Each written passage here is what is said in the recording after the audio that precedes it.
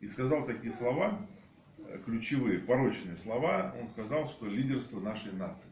Православного мира. Вот он такие слова сказал. И прочие безумные глаголы. Трудно сказать, так сказать, выйдет ли церковь из нынешнего кризиса, православная церковь, или это останется уже навсегда разделение. Но, с другой стороны, сложилась уникальная ситуация в отношении судьбы православия на территории Турции. Так что и значительная часть православного населения Турции, русские, гагаузы, другие, оказались без канонического попечения, то есть негде причащаться. И одновременно с этим наблюдается политическое сближение России и Турции. И поставив себя вне церковных канонов, грубо поправ их, Константинопольский патриархат что делает? Он приглашает нас тем самым к сближению с православными Турции, вообще греческого мира, к диалогу с турецким народом, с турецким государством. И после разрыва евхаристического общения возможно, что наше священноначалие будет вынуждено открывать приходы на территорию Турции. Может быть, и Северного Кипра. И в других местах. И мы будем просто обязаны сделать это, чтобы не оставлять без причастия, без божественной литургии наших соотечественников. Вполне возможно, что тюркоязычные православные христиане увидят в общении с РПЦ шанс какого-то единства с другими частями тюркского мира. То есть шанс, получается, исторического сближения. И им, возможно, некомфортно иметь дело с такой юрисдикцией, где открыто проповедуется превосходство эллинов над варварами.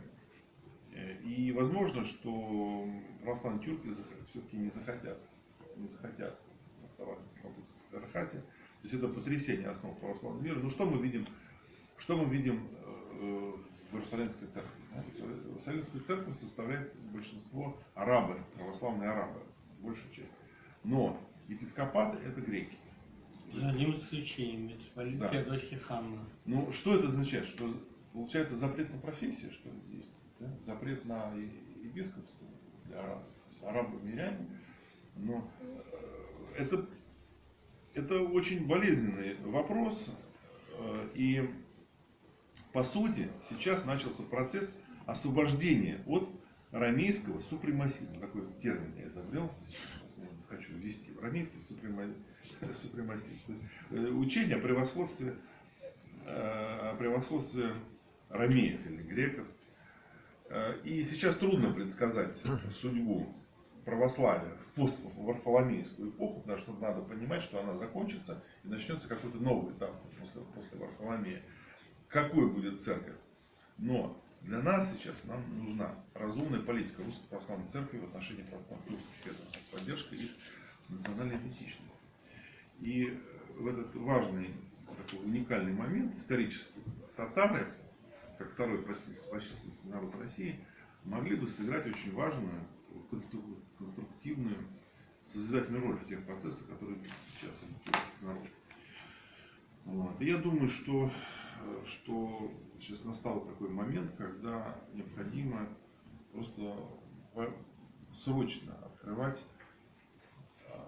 какую-то миссию очень на серьезном уровне. Серьезно, может быть, целый храм нужен, может быть, 2 храма, может быть, даже сеть миссионерских центров. Но нужно просто срочно возникла потребность, особенно в связи с этими последними событиями, потребность в открытии целого миссионерского служения, направления своих тюркских народов, потому что книги недоступны, книги малодоступны, литургии не служатся. Должно хотя бы раз в год, чтобы служился литургия в Москве.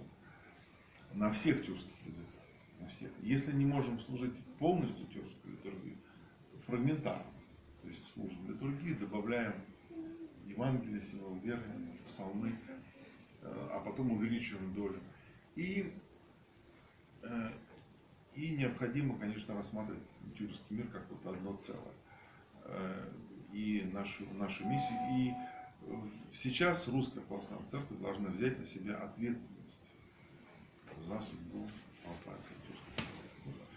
Вот примерно такие важные вещи хотел бы я с вами поделиться мыслями. Я надеюсь, может быть, Всемирный собор мог бы ходатайствовать перед священноначалием о том, чтобы чтобы татарскую общину узаконить, сделать ее частью московской православной общины. Может быть, необходим какой-то храм, может быть какие-то решения должны быть. Но работы еще очень много работы. Ну, огромное спасибо за очень актуальный доклад. Я думаю, что он будет непрерывно опубликован на материке и в других СМИ. И его рекомендательная часть, рекомендационная часть будет рекомендацией нашей секции Всемирного Русского Народного Собора. Ну а третьим докладом будет доклад Сергея Моисеева, потому что его ключевая тема служение татар российскому государству, целых родов Золотой Орды.